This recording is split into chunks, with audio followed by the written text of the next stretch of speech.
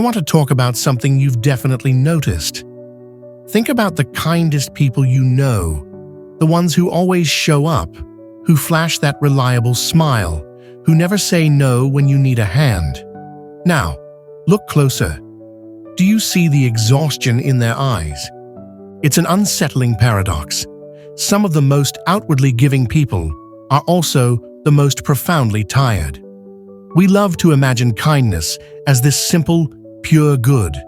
But if you look behind that endless yes, you'll often find something heavier, something darker. That's the shadow of kindness. And if we ignore it, the very thing we rely on can become destructive.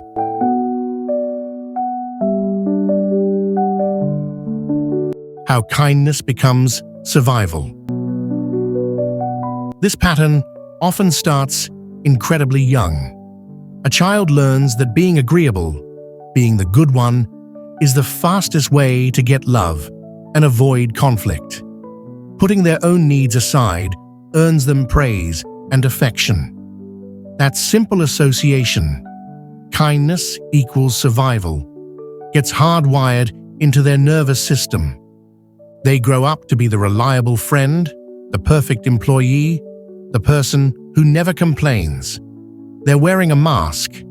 And the truth is, when kindness is driven by a desperate need to be valued or a fear of rejection, it stops being pure kindness.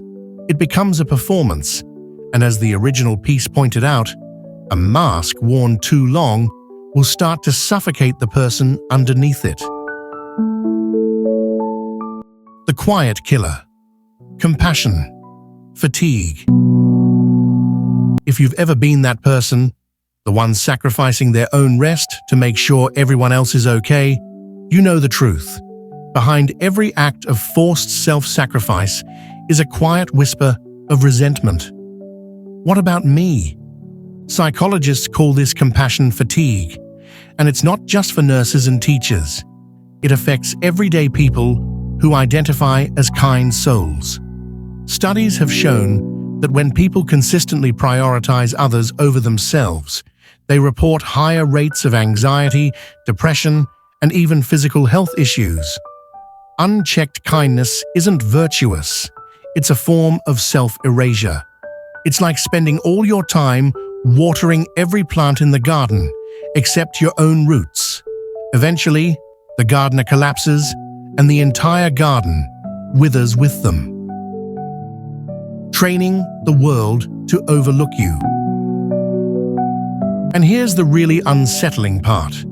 Sometimes our kindness actually becomes a subtle weapon against ourselves. When you're known as the kind, agreeable one, people start to expect it. Your needs become secondary, your feelings negotiable. Without realizing it, your endless willingness to adjust trains the world to overlook you. You become invisible. And as that profound insight stated, invisibility is not peace. It's loneliness dressed up in politeness. The difference between fear and freedom. None of this means kindness is bad. Genuine kindness is a magnificent force. The key is understanding the difference between kindness that flows from abundance and kindness that bleeds from emptiness. Research confirms this.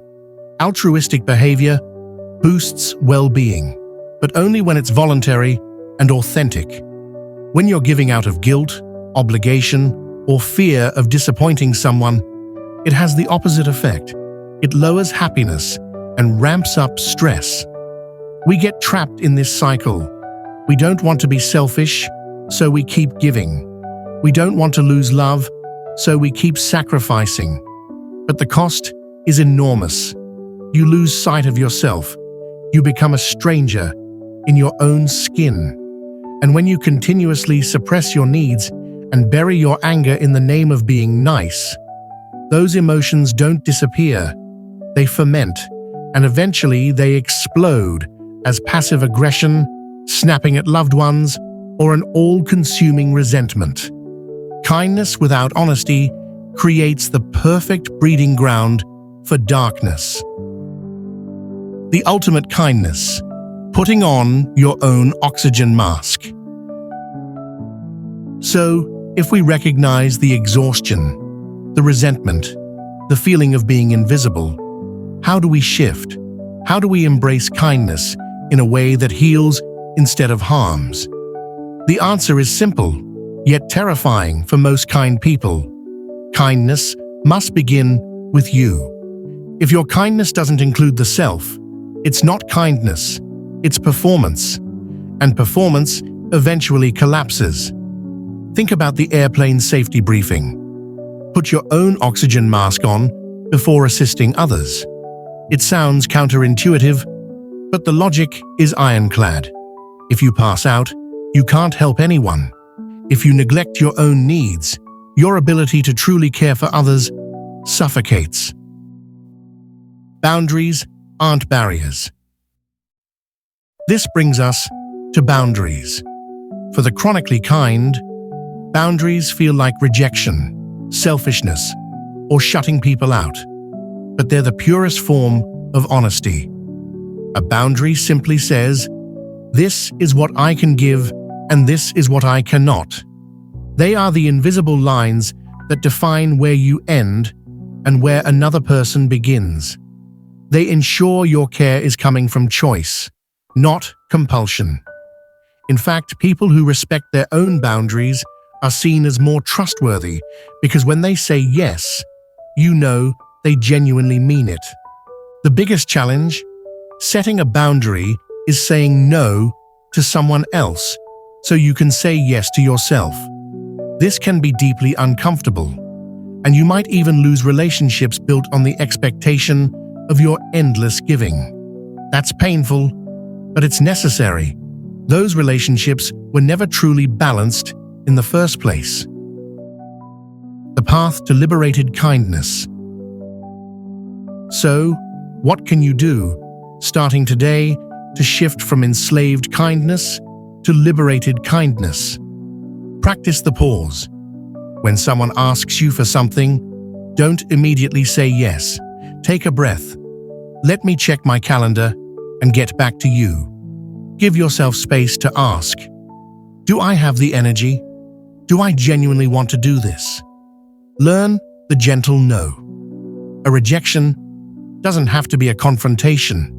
You can be compassionate and firm. I care about you, but I simply don't have the capacity for that right now. The world won't fall apart.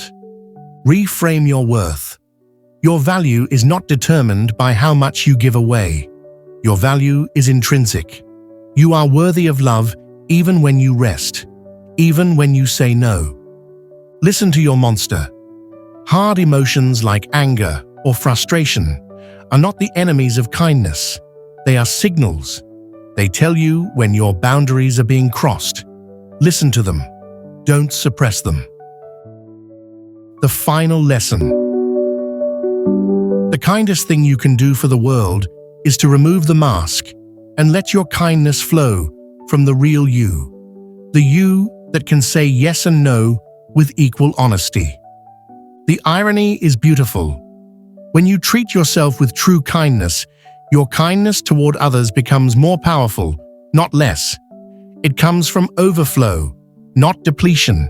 It inspires rather than exhausts. The real monster within kind people isn't their anger or their boundaries.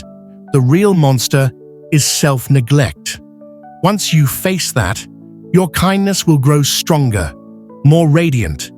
The kind of kindness that doesn't just keep others alive, but keeps you alive too. What part of this resonates most with your own experience? The exhaustion, the resentment, or the fear of saying no?